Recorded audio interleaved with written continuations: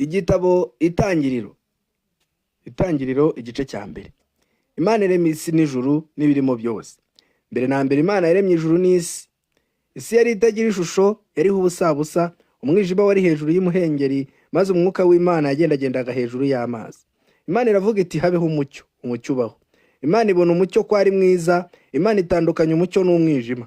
Imana yita umucyo amanywa, umwijima iwita ijoro, buragoroba buracya, uwo ni umunsi wa mbere.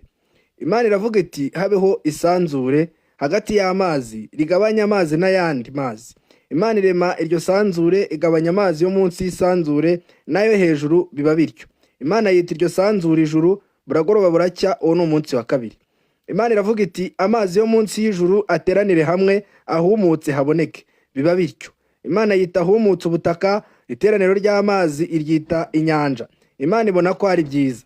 Imana iravuga iti ubutaka bumeze ubwatsi n'ibimera byose byera imbuto ku butaka, n'ibiti byera imbuto ku butaka zirimo utubuto twabyo, igiti cyose cyera imbuto zikwiriye ubwoko bwacyo. Biba bityo, ubutaka bumeze ubwatsi, ibimera byose byera imbuto zikwiriye amoko yabyo, n'ibiti byera imbuto zirimo utubuto twabyo zikwiriye amoko yabyo. Imana ibona ko ari byiza, buragoroba buracya, uwo ni umunsi wa gatatu. Imana iravuga iti mu isanzure ry'ijuru habe ibiva bitandukanya amanywa n'ijoro, bibereho kuba ikimenyetso no kwerekana ibihe n'iminsi n'imyaka. Bibereho kuvira mu isanzure ry'ijuru kugira ngo bivire isi. Biba bityo. Imana irema ibiva bibiri binini, ikiva kinini cyo gutegeka amanywa n'igito cyo gutegeka ijoro, irema n'inyenyeri.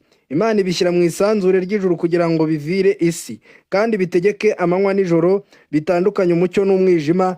Imana ibona ko ari byiza, buragoroba buracya, uwo ni umunsi wa kane. Imana iravuga iti amazi yuzuremo ibyigenza byinshi cyane bifite ubugingo, kandi inyoni n'ibisiga biguruka mu isanzure ry'ijuru. Imana irema ibifi binini byo mu nyanja n'ibintu byose byigenza bifite ubugingo, amazi biyuzura mo nk'uko amoko yabyo ari. Irema n'inyoni n'ibisiga byose nk'uko amoko yabyo ari. Imana ibona ko ari byiza. Imana ibiha umugisha iti mwororoke, mugwire mwuzure amazi yo mu nyanja, inyoni n'ibisiga byororoke mu isi. Buragoroba buracya, uwo ni umunsi wa gatanu.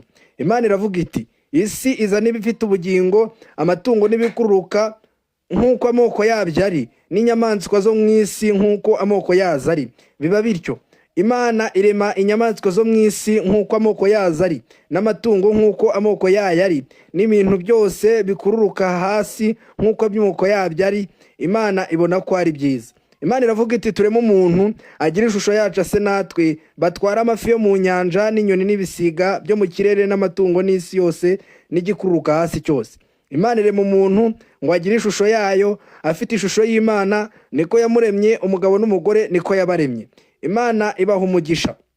Imana irababwira iti mwororoke, mugwire mwuzure isi, mwimenyereze ibirimo, mutware amafi yo mu nyanja n'inyoni n'ibisiga byo mu kirere n'ibintu byose bifite ubugingo byigenza ku isi. Kandi Imana irababwira iti dore mbahaye ibimera byose byera imbuto biri mu isi yose, n'igiti cyose gifite imbuto zirimo utubuto twacyo bizaba ibyo kurya byanyu. Kandi inyamaswa yose yo mu isi n'inyoni n'ibisiga byo mu kirere n'ikintu cyose gikururuka ku isi gifite ubugingo, mbihaye ibimera bibisi byose ngo bibe ibyo kurya byabyo. Biba bityo. Imana ireba ibyo yaremye byose nuko byari byiza cyane, buragoroba buracya, uwo ni umunsi wa gatandatu.